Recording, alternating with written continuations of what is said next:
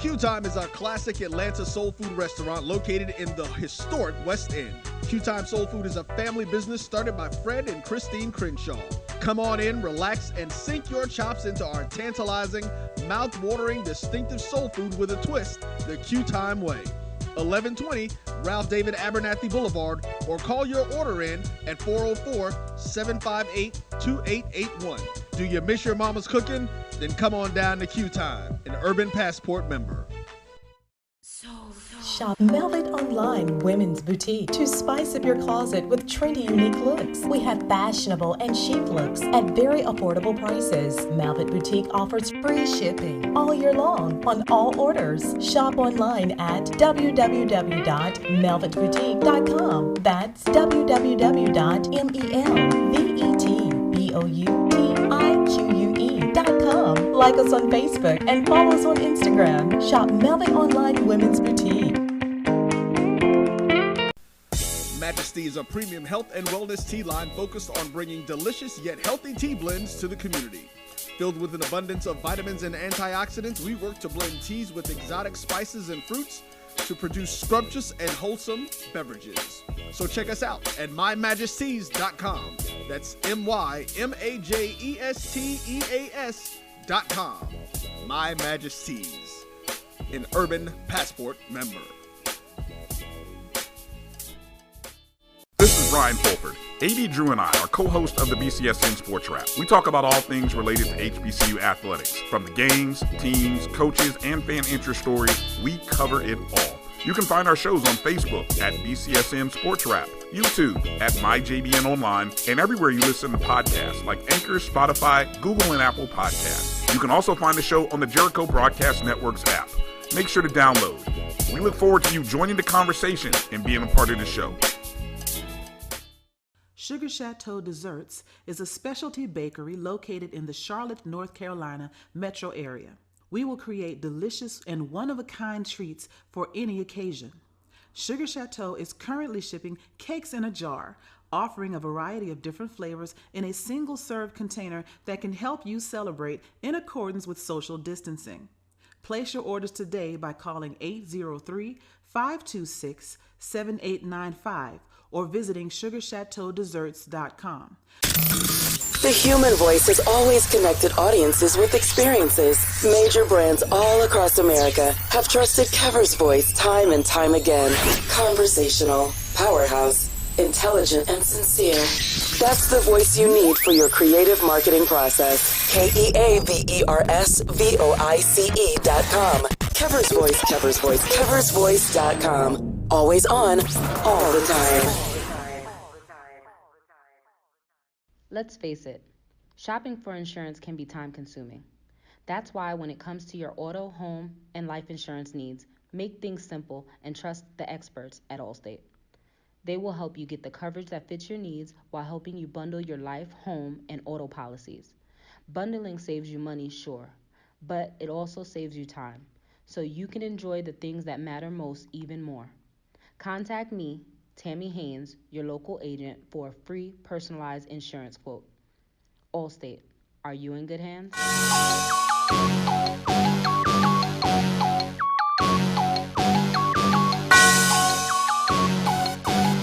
Yeah. I love my HBCU.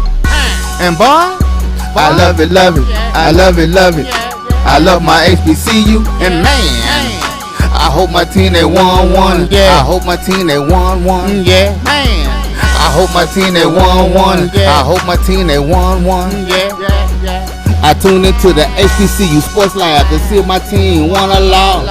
If they lost, I'm quiet as a mouse. But if they won, keep tab. I'ma do the dab, yeah. Dr. Cavill, he know what he be talking about.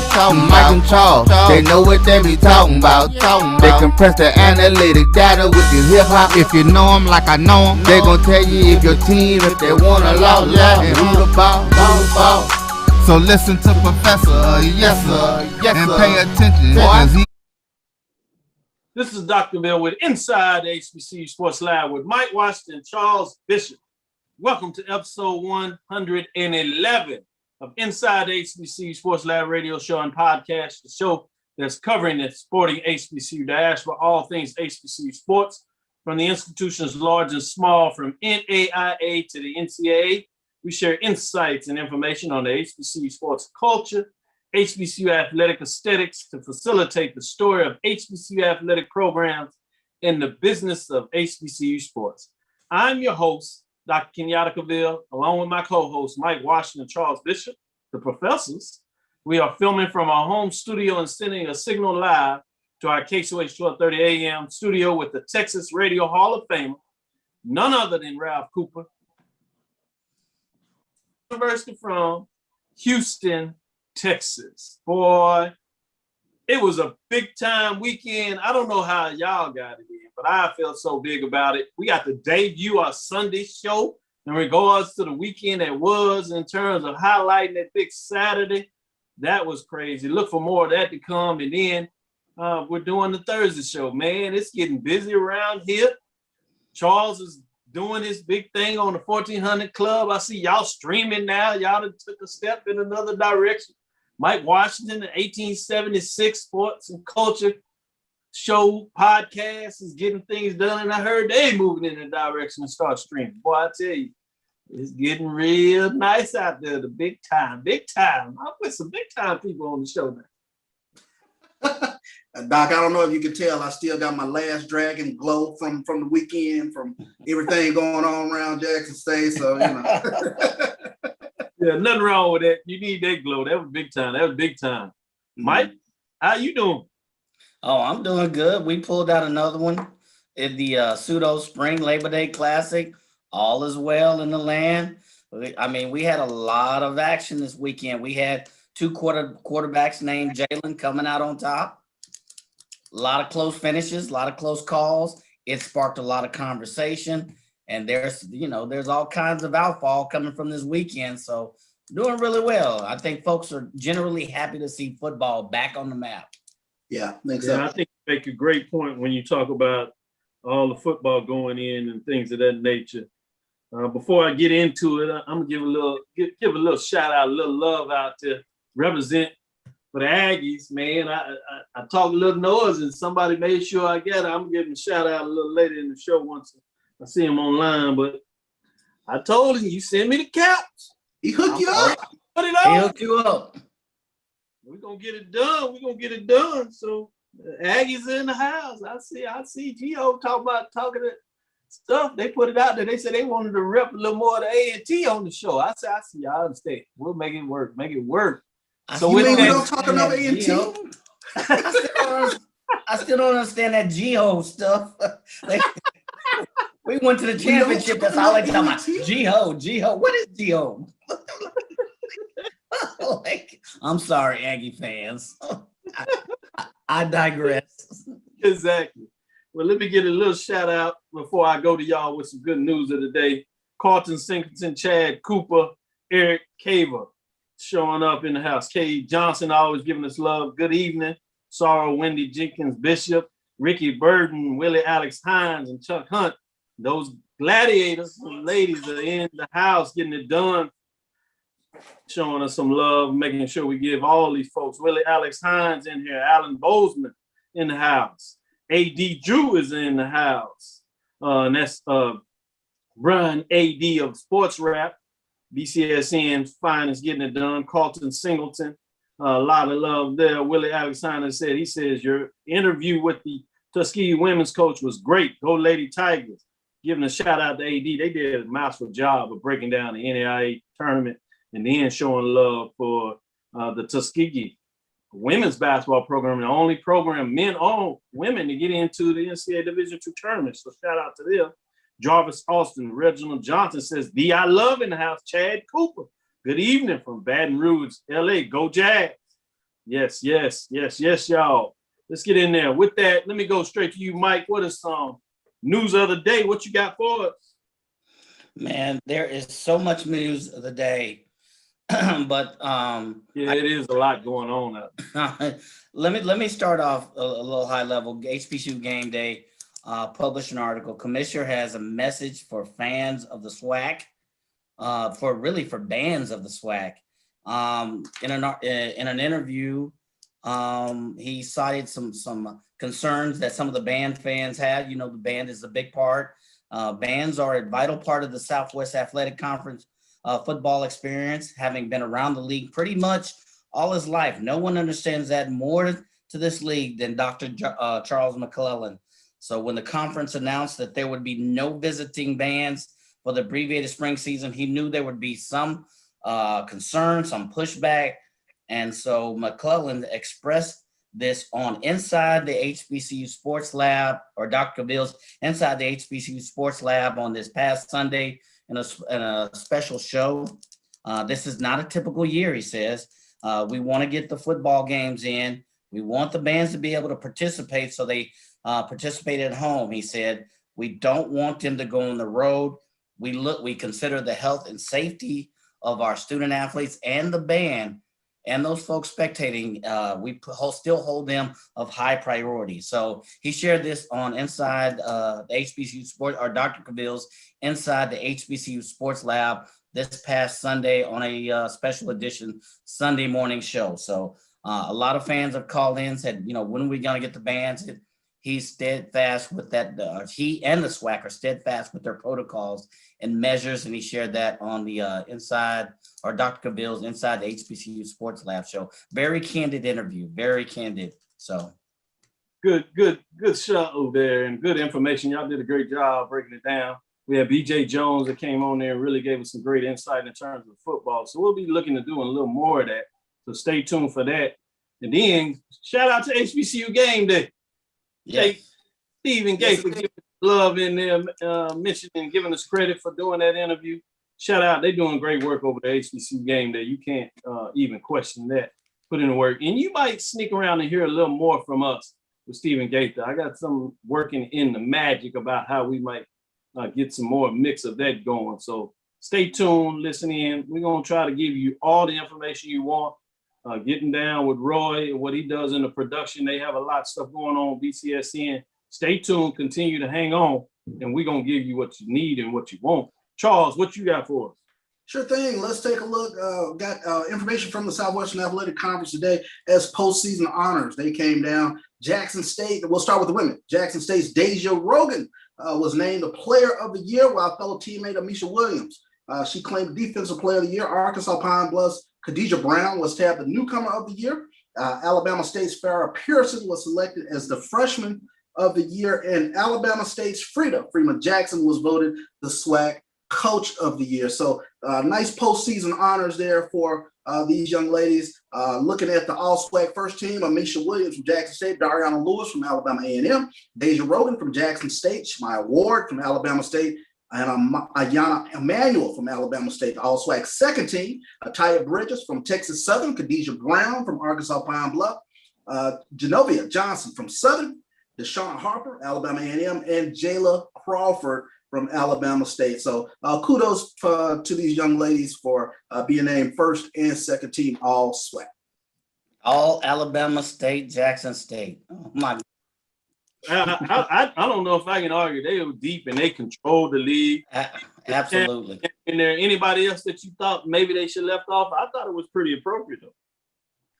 I thought they nabbed it. I thought they pretty much hit it on the head in terms of the performance from this past season. I didn't really have any issue with the players that were named. I think there'll be Jackson State fans, of course, they will root hard for their coach in terms of being the coach of the year, Tamika Reed, and she was certainly deserving. But this year it goes to Freeman Jackson. Did you have any consternation on all those on the top? First team? You don't get that. Mike, did you have any?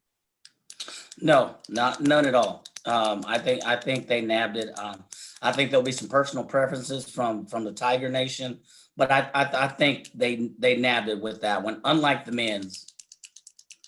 No problem. Let me give a shout out to Lonnie Shaw. Thanks, Lonnie. He said looking good. Aggie proud. I said, yeah. I told him I feel like a champ. Hi, Lonnie. How you doing?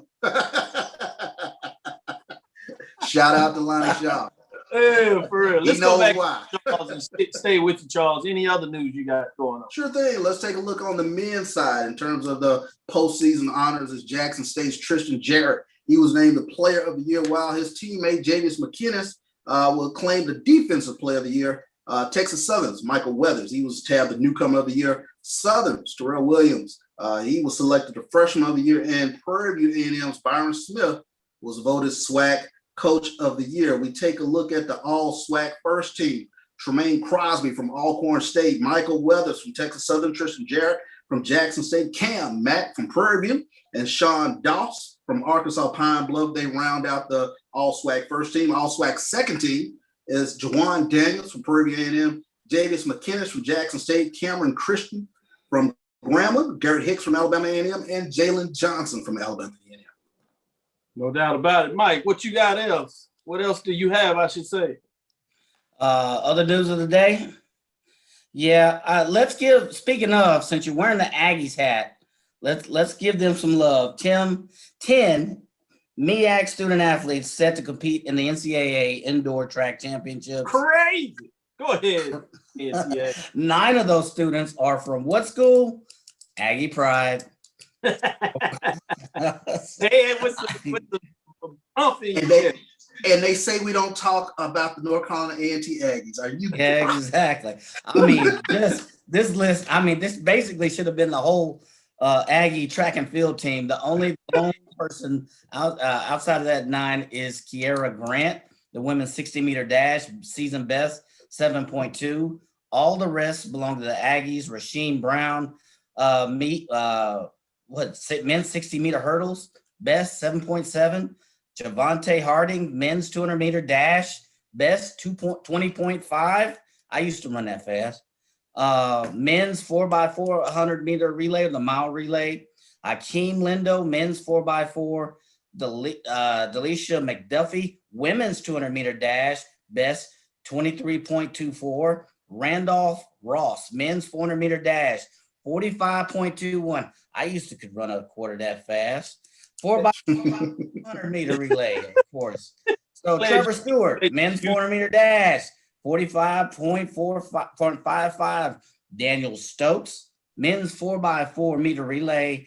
Tavarius Wright, men's 60-meter dash, 6.57. You know, I used to be a sprinter back then. I could. Elijah Young, men's 4x4-meter relay. So congratulations. I joke around. I'm jovial with it, but this Aggie Pride track and field, well, all of their programs, but their track and field team is bar none one of the best track and field teams in the nation. So congratulations, and I will say Aggie Pride. No doubt. Well, before I go back to you, I got to read this one, y'all. Yolanda says, G-Ho for the beginners. Sign up for the virtual course. Learn how to eat a fish sandwich properly. Nice. No doubt about it. That's pretty good. Let me jump on in here. We got Coach. He's got practice, so we're going to get in here and get out the championship coach. Well, I tell you, 3-time champion. Let me get all these accolades in here, right? Coach of the year, Coach Byron Smith. Coach, how you doing today? I'm doing well, guys. How about you guys? How you guys doing? I'm doing well. Really proud and excited to get you in here. I know your schedule is hectic, so we won't keep you long. But we did want to get a little insight. You planning to make a tournament fun. Obviously, you were able to be successful and cut down the nets. Now it's 2 years ago. It's odd that we have to say that because things didn't work out to have a tournament played last year. But with COVID-19, the experience you had previously, I guess right off the bat, before we ask, exactly how you're feeling, is there anything that you're having to feel that you need to do differently this time around than you did last time? No, just guys continue to be consistent. That's just, continue to do the things that we have become accustomed to doing and knowing to do. Obviously, defense is important. Sharing the basketball on offense and just being unselfish. Just playing with a lot of enthusiasm, energy, effort, and toughness. So not a lot of changes here. The only difference is the dates and the year. But we hope that the result will be the same. We're going to approach it just like we have always done that. We don't make a lot of changes. We're pretty vanilla. And I think a lot of the same stuff that you guys have seen for the past 3-4 years, you'll see that coming up this week over here in Birmingham. No doubt about it.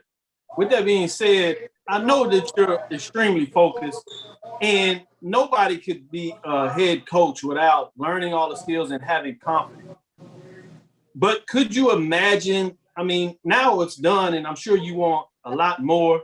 It's been over a short period of time, but you're literally, have placed yourself in the record book. And they can't ever take that out. No matter what goes on past this part, you're in the record books, Prairie A&M University. You're in the record books for the Southwestern Athletic Conference. I know this may not be fair, but have you had a chance to allow that to kind of resonate to some degree that, that you have achieved some of the things you wanted to achieve at Prairie when you got your chance to be a head coach? Actually, Dr. Cavill, it's just starting to sink in that we won the conference tournament championship in 2018-19. It's just sinking in today. So it takes a while. I mean, I'm just so immersed in the job and day to day because I don't think I'm the most talented guy. I don't think I'm the best coach, X and O's guy. But I do believe I'm a hard worker. I do believe I'm an effort coach. So I just get so locked into it. It's like the Mamba mentality. Each day you're trying to be better the next day than you were the day before. So obviously, I am aware of the accolades that the program has achieved and some personal accolades to me as a coach. And I do appreciate that. And I'm grateful and thankful that God has given me a platform to be able to be recognized.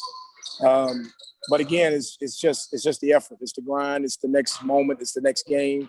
I got to figure out a way, I guess, to start enjoying some of this stuff. But it's like, you take a deep breath and then it's the next game, and it's the next task. And so maybe at some point in time in the off season, maybe I'll get a chance to kind of let it sink in. But right now it's just work. Certainly, we can understand that. And for the listeners, this is Dr. Bill with Inside HBCU Sports Lab. We have Coach Byron Smith, the head men's basketball coach at Prairie A&M University, 3-time regular season champion, previous 2018 team, SWAC tournament championship, and seeking his second.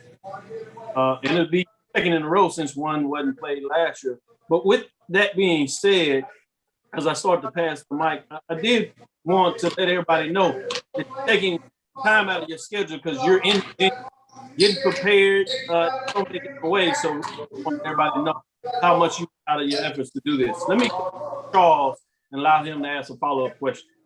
Okay. Coach Smith, congratulations, number one. But I wanted to ask you this question, and it's not to put the cart before the horse, but you and Jackson State both are unique in that you guys finished the regular season undefeated. Should you guys see each other in the tournament, does it present a unique challenge in terms of not having seen them twice during the course of the season? Well, yes and no. The yes part, we haven't seen them this year, but the no part is that we feel like we know them because Coach Brent, a lot like myself, is pretty much a meat and potatoes, a hard hat, lunch pail type of a guy, very vanilla. Pretty much every year in and year out, Jackson State's going to be the same, a staunch defensive team, not really an up and down, not really a running gun type team. So pretty much what you're going to do. I think the foundation is set there. I think we've got a really unique culture that Coach Brent has done a great job in establishing. I think the script is still the same, always the same with Jax. I think the characters are the only thing that changes a little bit, and the characters are the players. But he's done a great job in getting those guys to buy in. So we haven't seen them this year live. We would have very eager to see them, wanted to see them, if I can add that.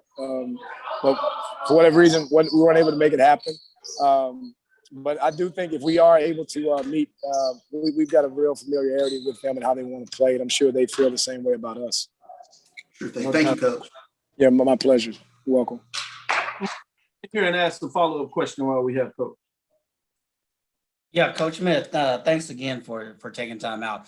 Real quick, kind of on the same lines, you're getting ready to head into a tournament. You face some teams that you faced already in the season. We know it's very difficult sometimes to beat those teams, twice or 3 times. Philosophy, what's the culture going in that you're infusing into your players, knowing you got to play these, some of these teams, for the second or even third time? Well, as it relates to the game tomorrow night against Mississippi Valley, you said it. It's very difficult to beat a team 3 times in one space, in one span. we're aware of that, but I know Mississippi Valley is aware of that as well. You know, and we can't take our foot off the gas. I mean, we have to, you know, go out and approach this like, you know, it's 0-0. We didn't win 13 games in a row. We're not 14-3 in the regular season. It's 0-0. We haven't won a game. They haven't won a game. We haven't lost a game. They haven't lost a game. It's on a neutral site.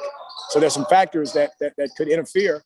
You know, if we're not careful, if we're not, you know, locked in the way that we need to be.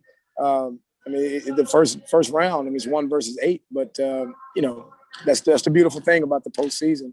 It's a 40-minute game. It doesn't matter who is the best team. It's who's the best team on that particular night. So we're going to go and approach it like we haven't accomplished anything. We're very hungry and humble. We've got some young men that have never really been a part of a postseason of this magnitude. They would like to have a chance to win a conference championship and fulfill a childhood dream. And most of them have told me have been an NCAA participant. So we understand the stakes are high. It's one and done. Lose and go home. Get ready for next season. But I don't think that our guys are going to come out with that approach. We're going to come out and try to jump all over these guys and try to get to the second round. Thanks, Dr. Coach. Inside the HBCU Sports Lab with Mike Washington and Charles Bishop, we have Coach Byron Smith, Prairie A&M University, heads men's basketball. Coach coming in off multiple champions, and he is in Birmingham. Start off with the follow-up question as we move forward. Yeah, you were breaking up. Did you say Mike? I'm sorry. Yeah, go ahead. Okay, sorry. So, Coach, another high-level question. You know, you've had, you know, Devontae Patterson, Gerald Andrus. Now you supplant them with names like Kim Mack, you know, Earl Roberts, Jawan Daniels. You know, and these guys are either sophomores or juniors. Secret sauce, because you had to reload. What's the secret sauce? What's the formula? You always ask people that make gumbo, what's the rule that you use to, you know, to put that philosophy in and or to recruit? Well, first of all, I'm from North Louisiana, so we know nothing about gumbo or good gumbo. I should add, you know, I wish I did. I wish I could talk about that. I can't really expand on it at all. But again, guys, you know, it's culture.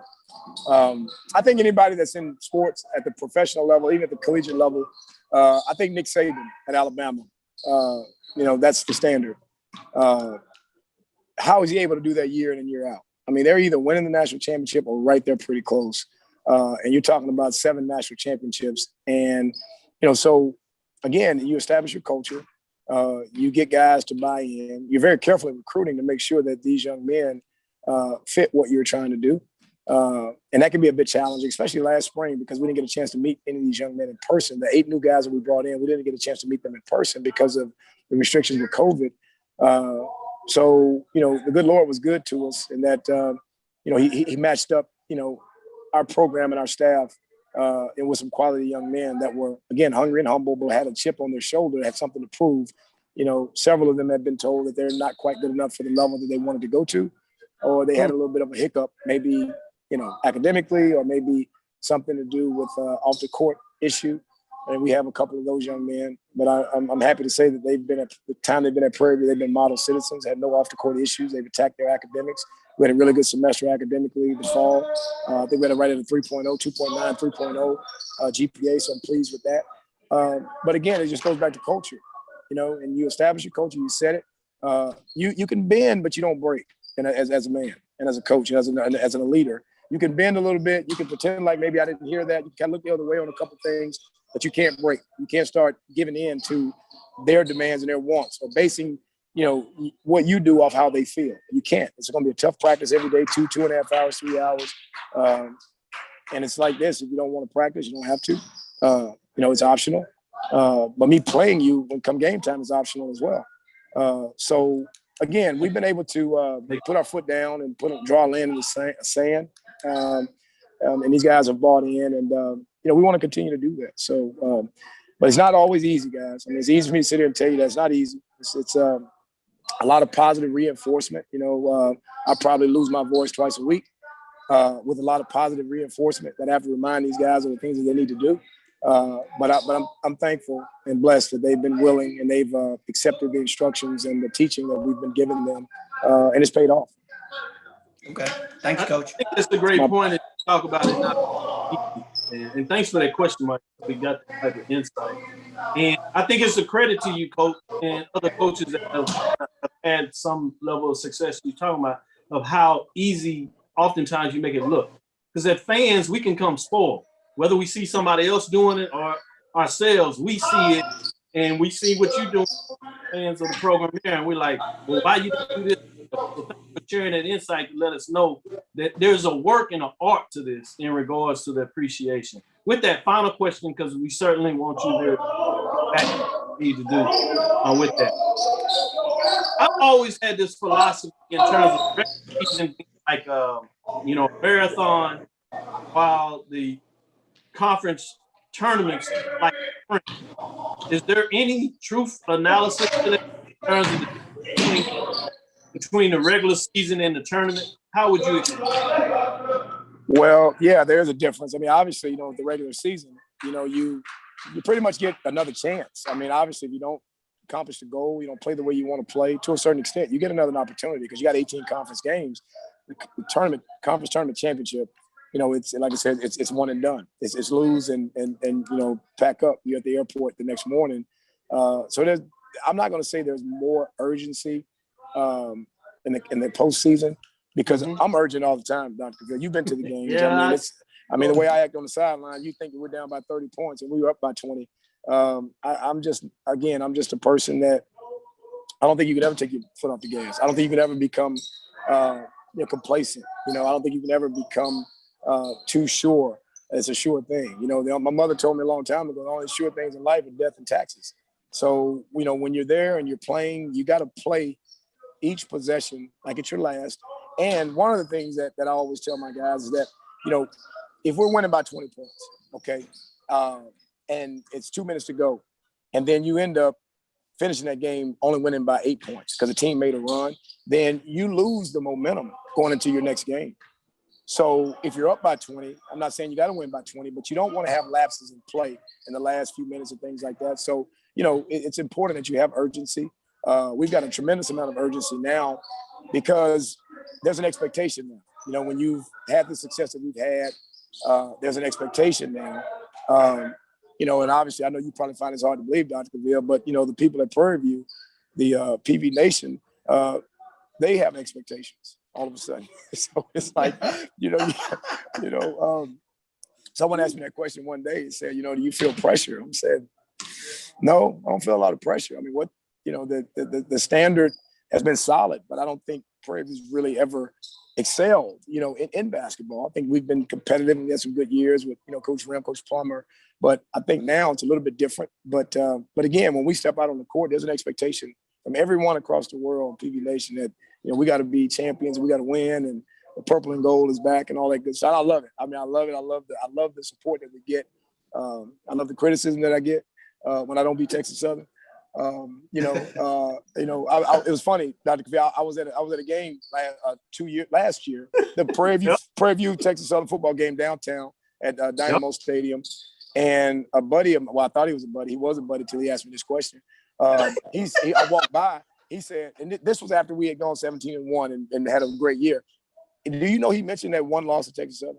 He said, Byron, man, you man, why did you do that? I mean, you took your foot off the gas, man. I lost money on you, man. You shouldn't have done. I'm like, you're right. I'll make it up to you. I'll make it up to you. But he didn't talk about the 17 wins. He didn't talk about the 22 regular season wins, 22-13, and then NCAA tournament. He just talked about that one particular night in HBE. So but fortunately, we ended up beating them the last time that year, and I saw him again, and he said, I appreciate it, Byron. We didn't make up for it. So I guess we're friends again, guys. I guess he and I are friends again. I was just going to say, are y'all friends again? I think so. Yes, sir. Yes. Hey, boy, you got some tough friends. Absolutely. Hey, we're friends like that. Who needs enemies, right? Exactly. Yes. We got to work this out a little bit, Coach. I'm gonna help you out. I can do that. And I like to say, I really like your moves that you had on the sideline. I didn't know you could move like that. We were so serious in there. I was like, Oh, finally, we get just a little bit of the inside of Coach. So it's good to see that in all seriousness. And I like to say that no matter what happens in the tournament, a group of us, we're going to do something special for this team and yourself in terms of, steaks, potatoes, whatever you want. Obviously, we got to let you get some time out, and we'll make sure it's done safely in COVID-19. And I'm doing this over here just to let you know I'm committed to that, because when you find people that are committed to players and that happen to be at your program, you have to be able to say thank you, and not always the criticism. I mean, that needs to be said at times, and it's part of the business, but there's also be able to say appreciation and thank you. And we represented on this show. We appreciate that. So we won't take up any further of your time, but I certainly wanted to make sure that you knew a lot of it, even though you might not hear it all. Thank you for what you do. Continue the great work. Good luck this tournament. All the best, guys. Thanks for having me, and God bless. Thank you, Coach. Thanks, Coach. Okay. That is Coach Byron Smith, the head men's basketball coach at Prairie A&M University, 3-time regular season champion. Won the last SWAC tournament when they had it. Remember, it was canceled last year, and he's going to see if he can go back and get it done together again. Other teams out there gunning for him, though. You have Texas Southern University that's going to be right in the mix. He talked about how difficult that challenge is. And then you have another team that's undefeated on the men's side. And I'm sure they believe that they get a chance to make a statement and get back to the tournament. So it'll be an interesting tournament, and it's not even counting those other teams like Southern and Grambling. And I'm sure that they believe that they have their rightful chance to get hot in the tournament and get it done. And then you have on the MEAC side where we get a chance to discuss that a little more. But before we do that, we're going to take a break. This is Dr. Bill inside the HBCU Sports Lab with Mike Washington and Charles Bishop. Hang in there. We'll be right back to give you more of the lab. I'm returning to Clinton Parish, and Tampa's my community.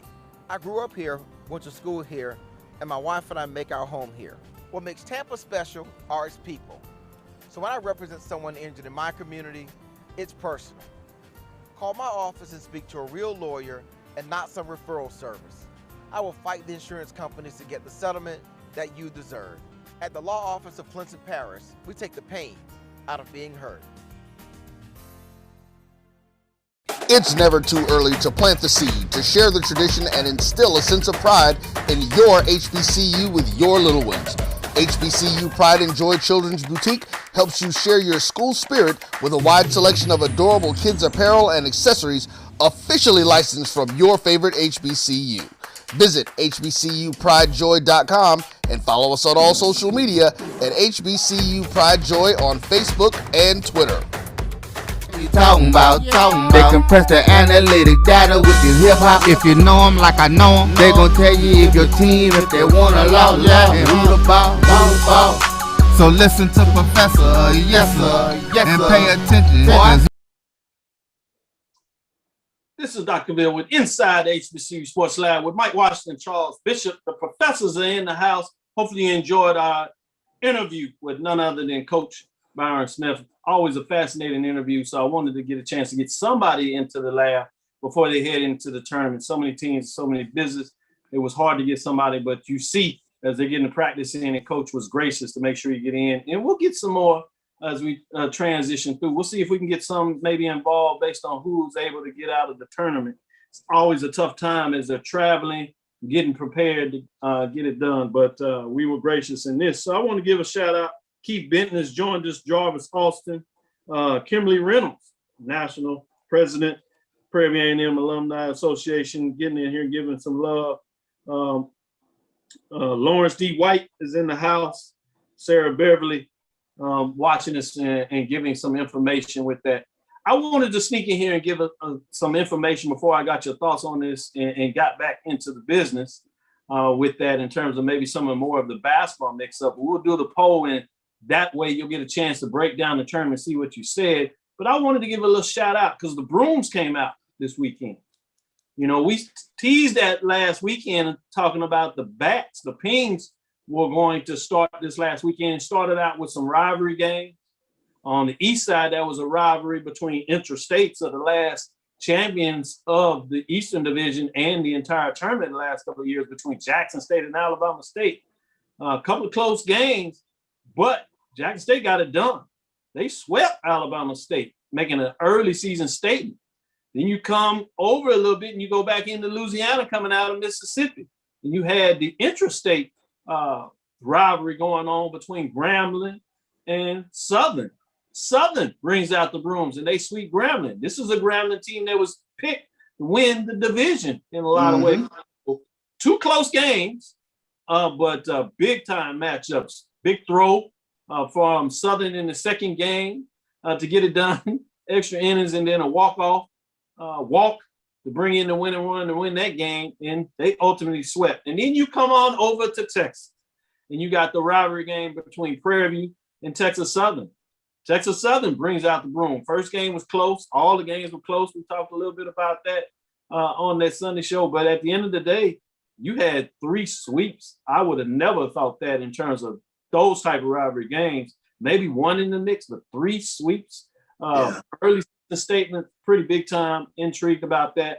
So I did want to get your little insight as Black College Nines are taking in their votes. So you see a poll coming out pretty soon. It'll be interesting to see what will these previous week matchups in the last couple of weeks see in terms of the poll rankings.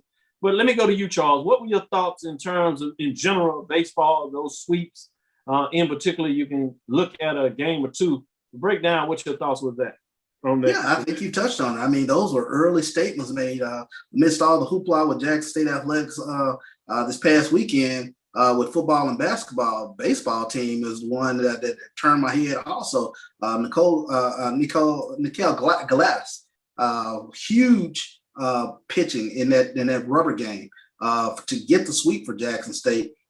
He's arguably their best pitcher on staff. So to get those first 2 games, Friday and Saturday, then come back and make a definitive statement on Sunday, that was huge for Jackson State, taking on what has become their nemesis in Alabama State. Alabama State has really given them fits over the past few years. So early statement about Jackson State's baseball team. And then Southern, they just do what Southern does and came out and got a sweep against Grambling, huge. And same thing for Texas Southern. So jump in there with that before I let you talk about Texas Southern and Prairie View.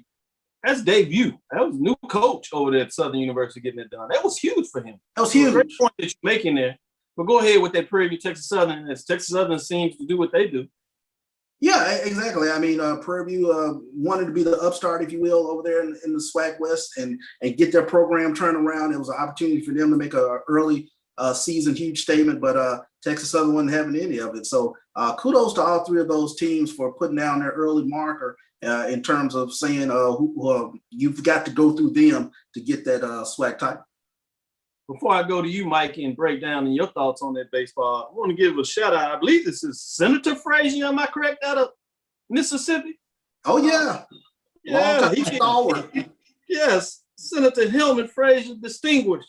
Great all-around week for JSU. I must agree with him on that. Just want to make sure we shout out when we have dignitaries at that level joining us. We really appreciate you coming in the lab and sharing your thoughts. Thank you for all the work you're doing for the state of Mississippi and beyond. With that, let me jump to you, Mike. What are your thoughts a little bit on the baseball there? Well, the one that stood out to me was the Jackson State over Alabama State victory. I was surprised in the fashion that Jackson State was able to make an early statement. You're talking about over the last 3 or 4 years, a team that has led the SWAC in batting average and slugging percentage, going against a team that has led the league in team ERA pitching. Yeah. And Jackson State basically took it to them.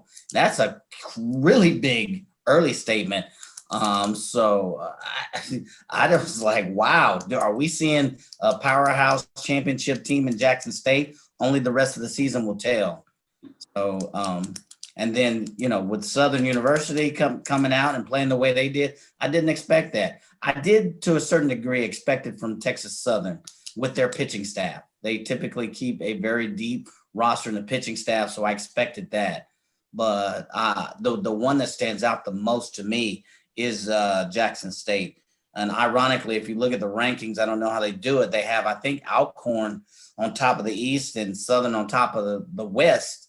But really, Jackson State and Alabama State are probably going to be the 2 that come out of there. But Jackson State made the clear, definitive early statement. Yeah. Man, great points you make there. Both of y'all made. Let me make sure that Shivery's not done dead. And we're going to get in here and talk about a little bit of SWAC women's soccer, SWAC volleyball on the women's side. And this is going to do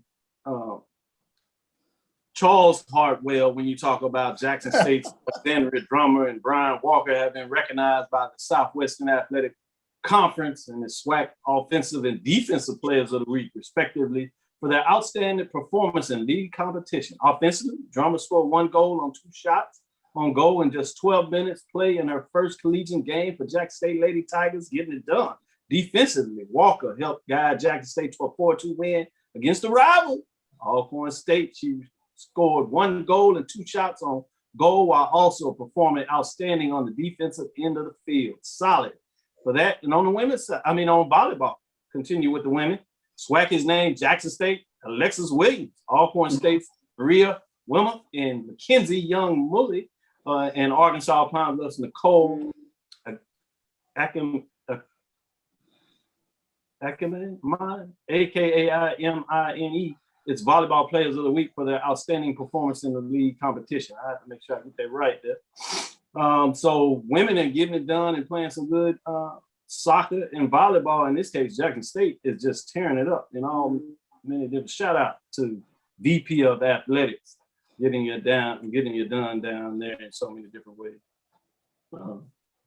Ashley continues to do some big time things. I knew he'd get it right. I told everybody to listen to me in terms of he's going down there that just give him a little time and you see what he gets done down there. Any thoughts in terms of just Jackson State Athletics? They're quickly turning in what we see over there at North Carolina A&T in a lot of ways. They sitting there finding ways to get it done.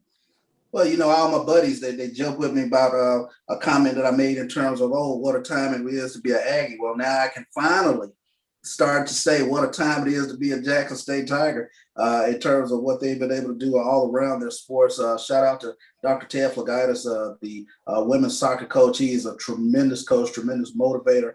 We had an opportunity to talk to him on the podcast sometime last year, and you could really tell that he was going to take that soccer program in a different direction. Rose Washington with the volleyball team, same thing in terms of their passion for making sure that those teams really put in the work and put in the effort. And I can't say enough about my VP of Intercollegiate Athletics, Ashley Robinson. He is putting in work over there, and hopefully when I get over there, we get a chance to get back out there on the golf course. Oh yeah. Rub it in. Stop. Enough.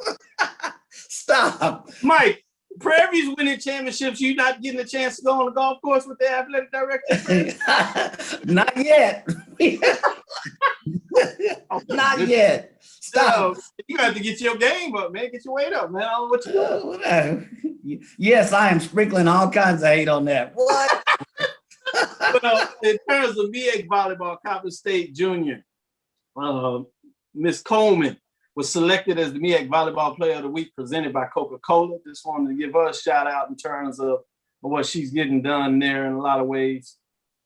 And share a little bit of the softballs out there. We'll do that as we move forward. But I wanted to get into a little bit of the basketball in terms of what's your thoughts on this tournament before we get too far into this.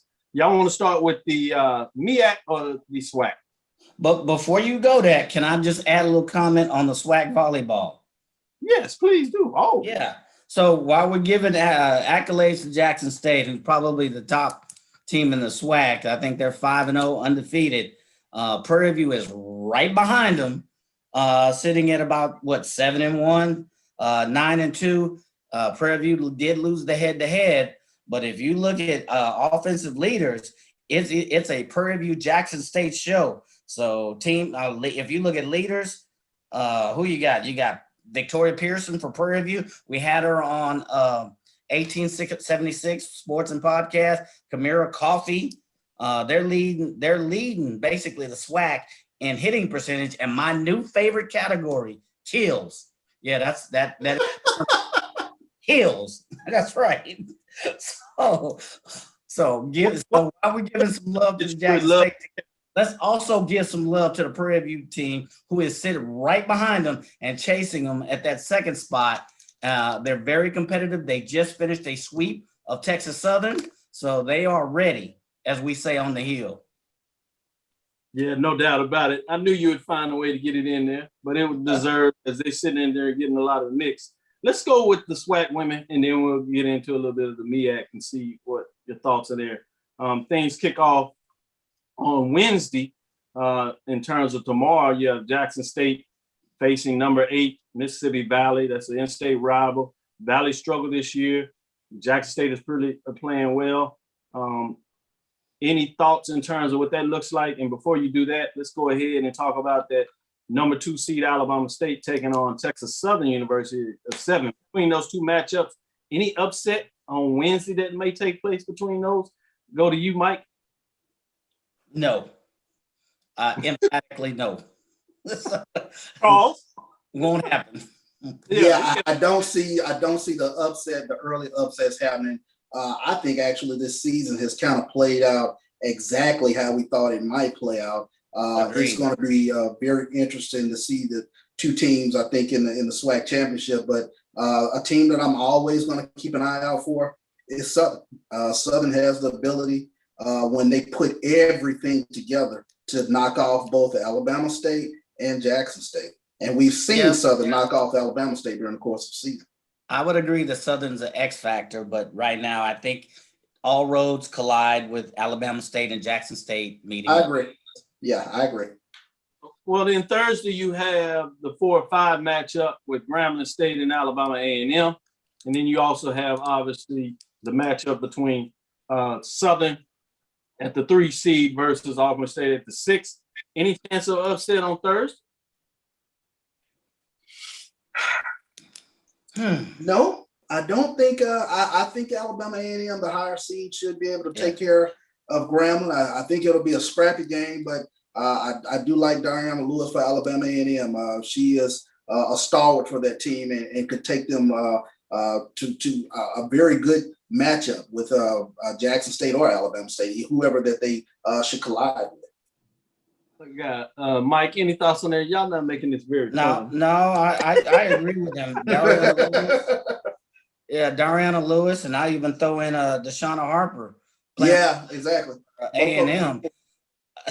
They're top of the stats in the top of the charts in stats. So if they play like they've played this season, I'd see no reason they shouldn't take care of Grambling.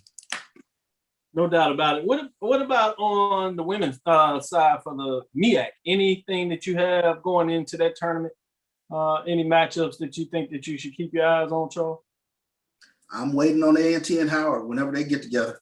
I think that's going to determine everything. I think those are the two top teams that stand out for me. I think you have a great player in terms of Danye Red at Morgan State, but I think Howard, Jayla Thornton, what she's been able to do at Howard this past season, Anjanae Hutton. I mean, they are a dynamic 1-2 punch for Howard. They've had them up in the top of the standings all season thus far in the MEAC.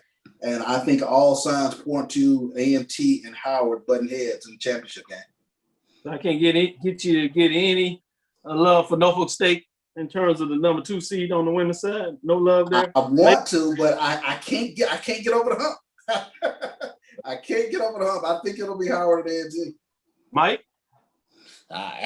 Again, I agree. All roads point to Howard and North Carolina State. You mentioned Norfolk State. If anybody else is an outside factor, maybe Morgan State. Yeah. So if anybody else, but I'm looking forward to North Carolina A&T and Howard. Well, let me see if I can get you a bite on something on the men's side. It may be a little more interesting on the men's side of the MEAC when you talk about some of those matchups. Obviously, you have the teams coming out of the Northern Division that were tied with Norfolk State, Coppin State. You had Morgan State that had that major end of the season loss that took them out of being the number 1 seed to Delaware State. And then you have North Carolina A&T coming out of the South, but you have that FAMU matchup with Morgan State coming in there. Anything that you look at in terms of the MEAC men's side, I think it's a little more interesting. It's a matchup of Norfolk State, North Carolina Central. Coach Mouton always gets hot in the tournament. I can't get you to buy anything in on what's going on the MEAC men's side. Can you give me something, Charles? Something to sink my teeth in? Coppin State, the Tart brothers. Yep. I think they are an X factor team that I'd keep an eye on. I know Norfolk State. They normally are so balanced in terms of their scoring. They give teams fits, but I think Coppin State is a team to keep your eye on in this game.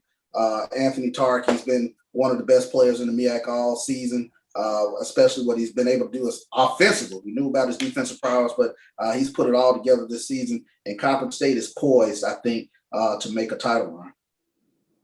Mike, what do you say? No, I would agree. I would agree. Norfolk State. I would say, you mentioned Central. I would say if they had a 500 record this year, they do play well in the tournaments. But I hadn't seen it. I would agree with Coppin State. If anybody else has an outside, hitter's chance, Coppin State has some really good victories this year. Against Morgan State of all teams, Norfolk State. So they are a solid team. I think if they bring it on any given night, they can upset a team. But outside of that, it's A&T and Norfolk State. Man, and I think A&T might have a player that'll be missing for the tournament.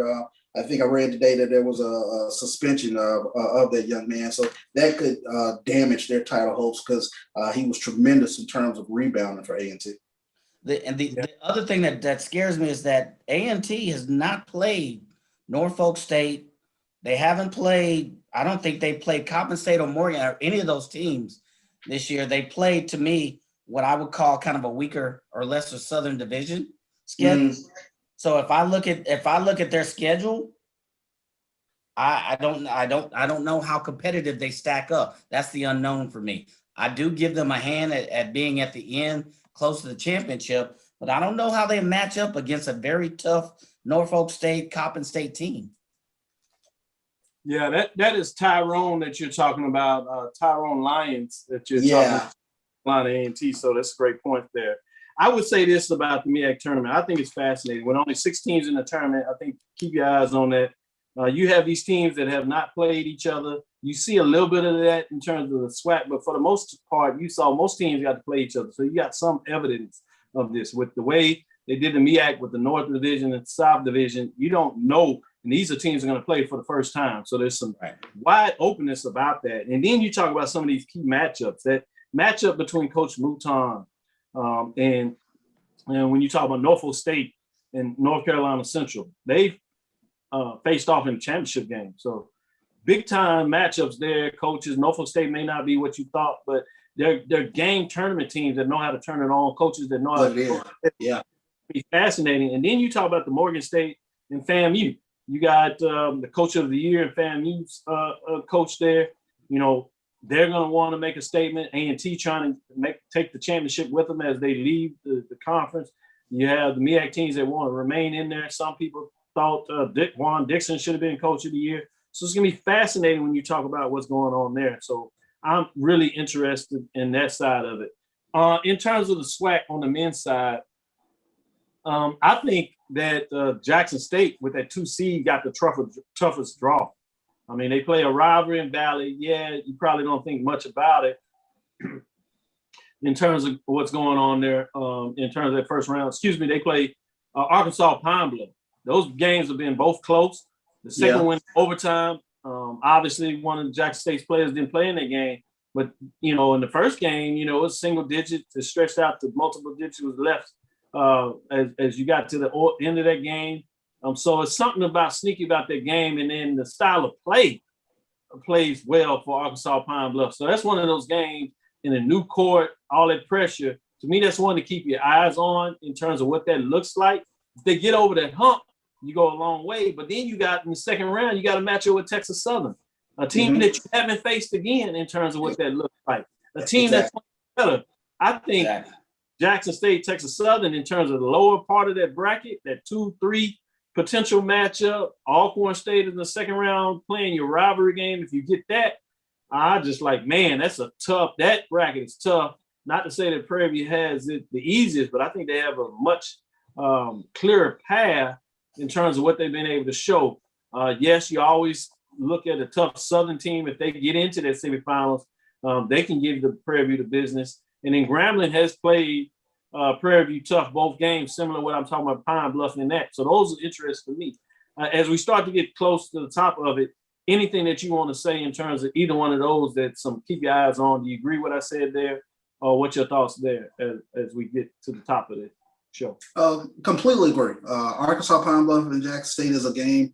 I think if you're a Jackson State fan, it should concern you. Definitely Arkansas Pine Bluff, they match up with Jackson State. And oddly enough, I think Jackson State matches up much better this year with Texas Southern and Prairie View. But for whatever reason, that Arkansas Pine Bluff game, it's always a tough game for Jackson State. Sean Doss is a scorer. And if he gets hot, he will give you issues. And then Arkansas Pine Bluff does a decent job, I think, of rebounding with Jackson State. I think Jackson State does a great job, I think, of defensive and offensive rebounds, and Arkansas Pine Bluff, some type way they kind of nullify that. So that'll be an interesting first round matchup for Jackson State. But I think if they can get past Pine Bluff, I do think that they have a good puncher's chance to get to the championship game. Mike, your thoughts? Yeah, I think Texas Southern is going to be a tough matchup. I think you alluded to it, Doc. They finished third in the conference.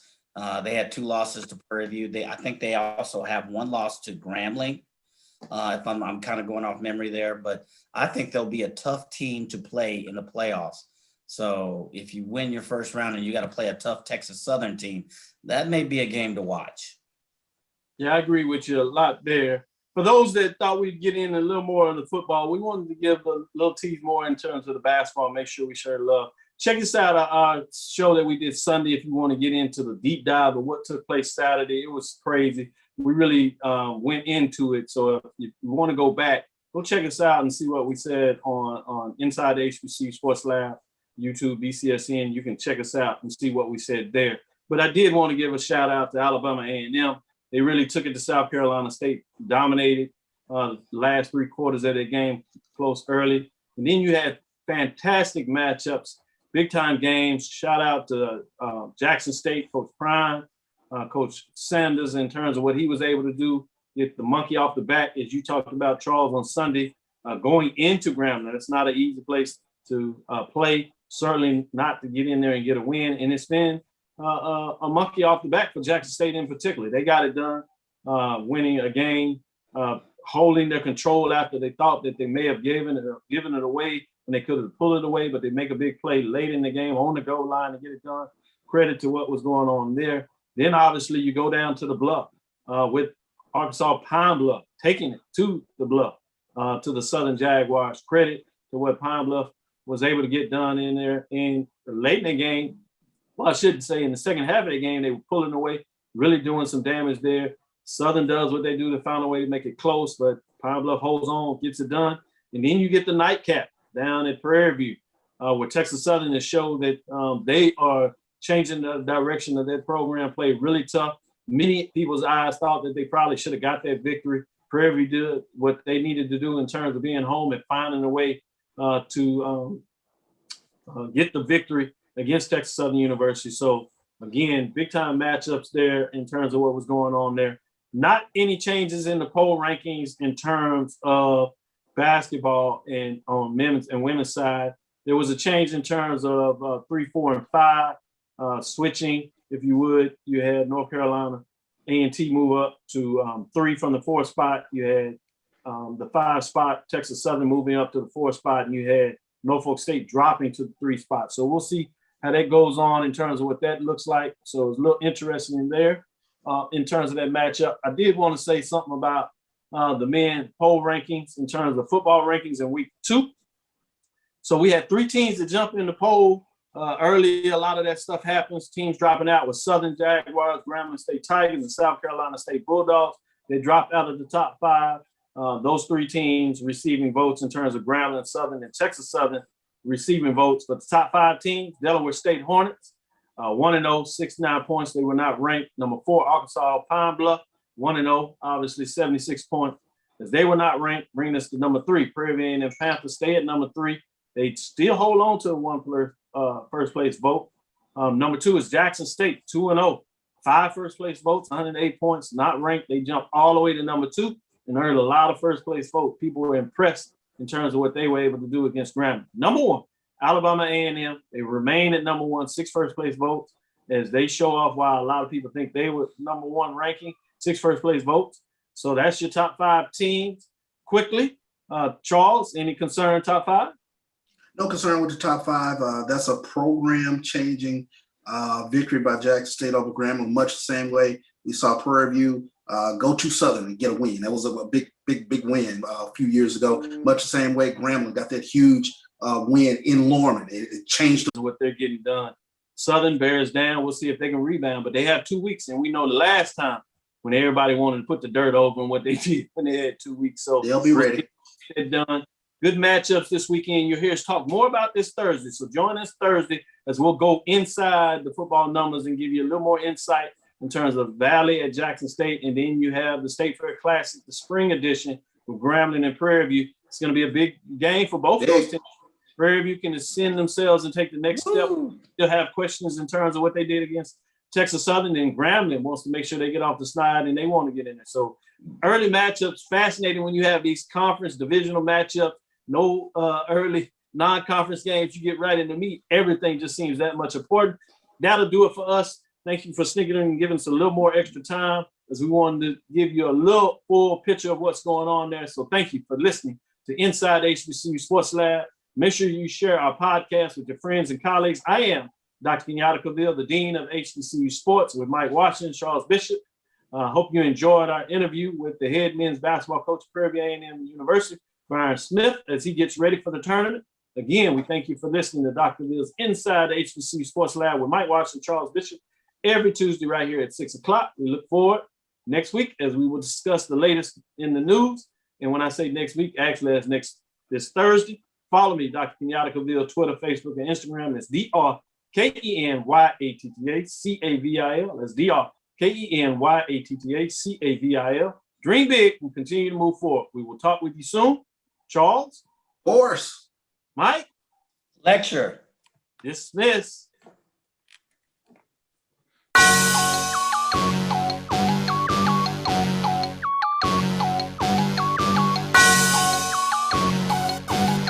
Yeah.